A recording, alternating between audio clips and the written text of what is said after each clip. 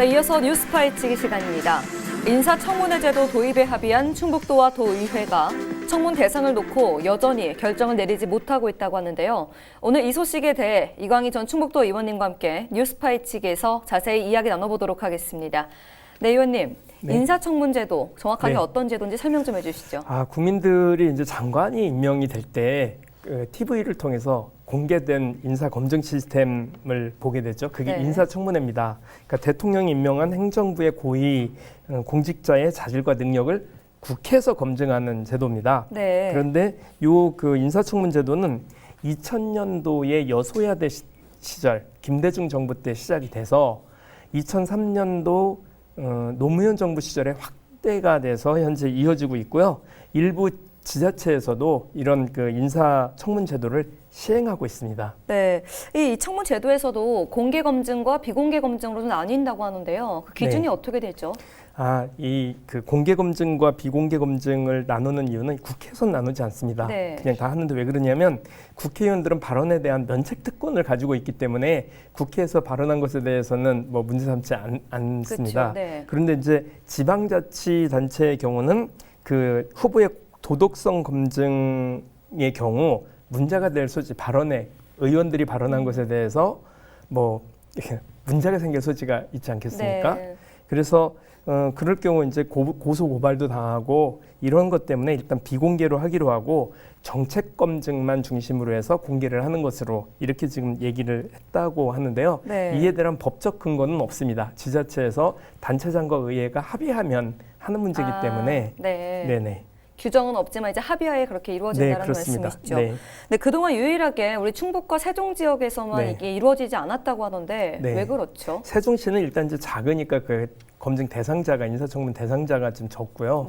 충청북도 같은 경우는 13명 정도 넓게 보면 13명 정도 되는데 그동안 계속적으로 안 해왔었어요. 그래서 저도 이제 도의원 생활을 할 때 야당에선 계속적으로 이시정 지사는 인사청문 제도를 하라고 계속적으로 요구를 해왔는데 잘 안 됐다가 올해 들어와서 이시정 지사가 어쨌든 각계각층에서 도입을 요구하는 목소리도 높고 또 도정 정책자문단에서도 지금 인사청문 제도를 긍정적으로 이렇게 견해를 밝히는 이런 상황에서 아마 도지사께서 받아들이겠다고 한 것 같습니다. 네, 충북에서는 2015년부터 이 인사청문회 도입이 논의가 됐었다고 하던데요. 그 이전부터 됐는데요.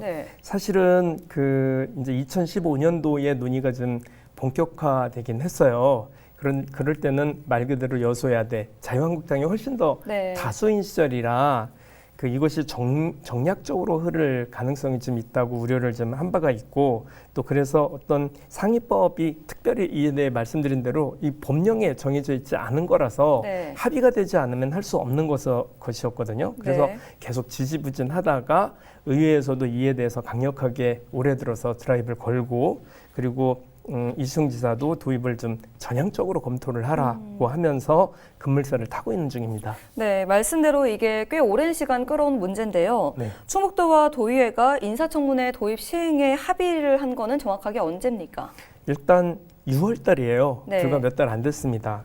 올해 들어서 6월 달에 도와 도의회 양기관이 인사청문 제도 도입을 논의를 해서 제도가 필요하다는 데 뜻을 이제 같이 했다는 그런 보도가 나온 바가 있습니다.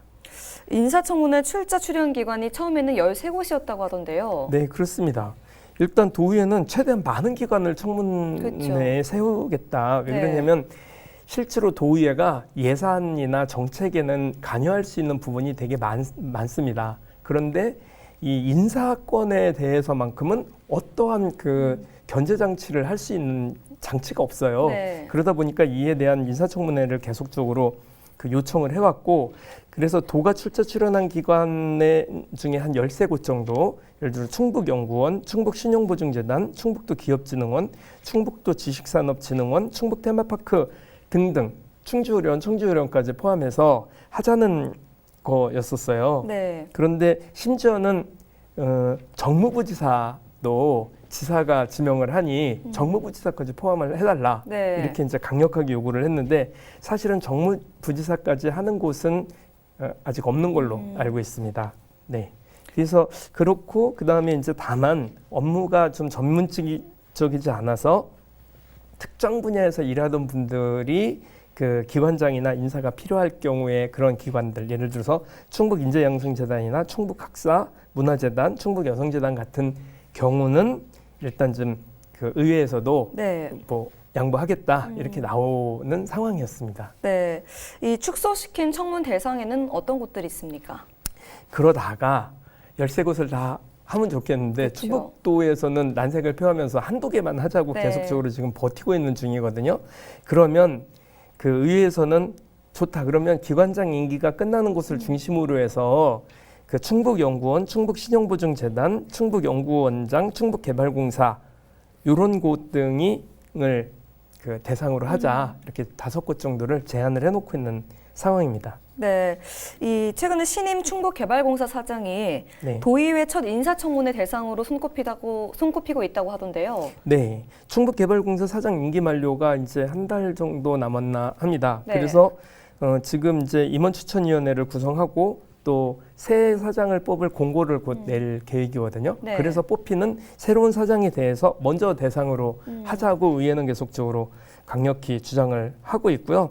그리고 이 충북개발공사 사장은 어쨌든 서류 전형 및 면접, 또 신원조회 등을 거쳐야 하고 후임 사장까지 임명하는 데는 시간이 좀 걸리니까 네. 요 부분을 중심으로 해서 먼저 일단 좀 시작을 하자. 도와 도의회가 신속히 그 결정을 하게 되면 그 다음 달 정도에는 이 신임 충북개발공사 사장이 임명 전 인사청문회가 가능하지 않겠냐. 이렇게 지금 의회에서는 요청을 하는 중입니다. 다음 사장 임명 전에 인사청문회 여는 게 가능하다는 말씀이시죠? 네, 지금 의회에서는 계속 그렇게 주장을 하고 있는 거죠. 네, 이 도의회 5개 상임위원회가 각 한 곳씩 맡아서 인사청문회를 진행할 예정이라고 하던데 확실한가요? 말씀드린 대로 충북연구원, 충북신흥보증재단, 테크노파크, 충북개발공사 등등을 하면 네. 각 상임위별로 하나씩 나누어서 5개 상임위니까 네. 할 수 있는 제도거든요.